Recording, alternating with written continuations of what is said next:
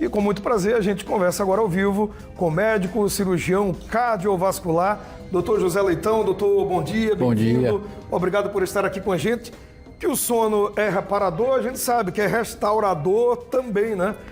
Mas dessa ligação do sono com o coração, a gente vê estudos falando agora sobre isso.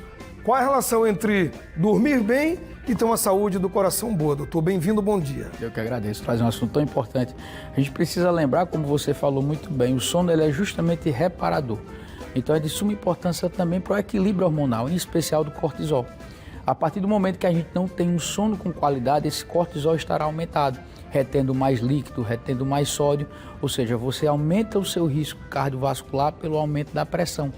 Então, consequentemente, aumenta o risco de AVC, de infarto e de outras doenças cardiovasculares, assim como arritmias também. Doutor, quem dorme mal, naturalmente vai ter uma pressão arterial alta, porque se o cortisol está lá em cima, se você não consegue modular, deixar no nível correto seus hormônios, tudo vai dar alterado e naturalmente lá a pressão vai subir e o coração é que vai sofrer para bombear cada vez mais aquela quantidade enorme ao longo do dia do sangue, né? Exatamente. Lembrando que tem uma doença muito comum, desculpa, pouco falada, que é a apneia do sono.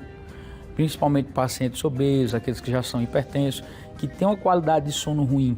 Normalmente são pessoas que roncam muito e literalmente elas param de respirar por algum momento. Então essas pausas, ou seja, a apneia necessariamente dita, ela aumenta o risco cardiovascular, aumenta o risco de morte súbita, aumenta o risco de arritmias malignas e, consequentemente, aumenta o risco de infarto e AVC. Doutor, tem a hora mínima do sono? Depende da idade, depende do sexo, depende de quanto você está de peso. Que uns falam, né? 8 horas é o ideal. Já vi médico falar, não, você dormindo 7, acordando bem, tá tranquilo. Tem a hora mínima, tem a hora máxima, também dormir demais também já não é bom, né? Exatamente. Já não é bom sinal. Isso vai depender muito da idade e do seu perfil. Digamos, do tanto que você se esforçou durante o dia. Claro, se você faz um esforço maior, você necessita de um descanso maior. Isso é muito claro, principalmente para os educadores físicos. Se você conversar com o seu personal, ele vai dizer, pratique atividade física hoje, durma bem para que amanhã você possa acordar novo. Então, tudo isso é de acordo com o seu ciclo circadiano e principalmente com o tipo de trabalho, com o tipo de esforço que você faz. Mas lembrando que o tempo mínimo necessário, em média, é de 6 a 8 horas. Agora, quem está em casa deve estar se perguntando, como é que eu sei se aquele sono, aquelas horas que eu estou dormindo, é ideal para mim? Tem como saber? Que profissional a gente busca?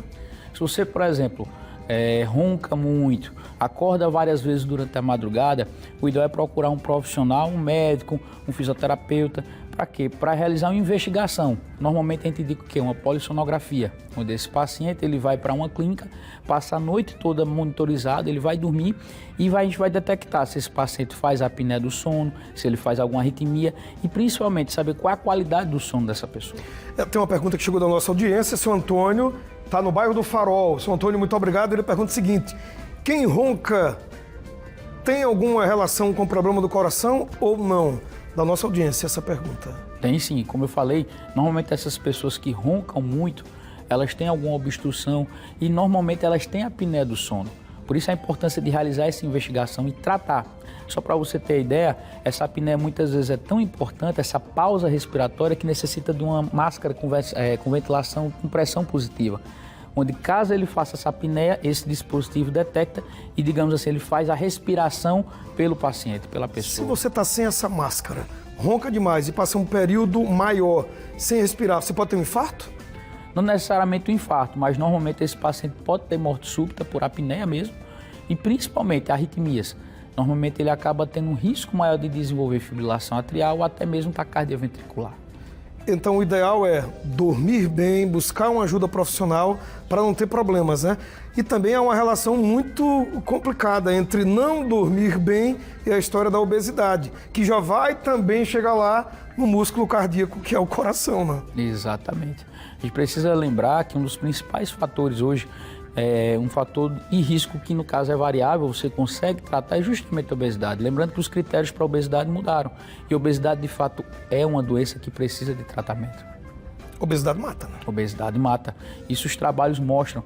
O aumento do risco cardiovascular, não só por infarto AVC, mas também leva a um quadro maior de arritmias, leva a um quadro maior, por exemplo, de trombose venosa profunda, aumentando o risco também de embolia pulmonar.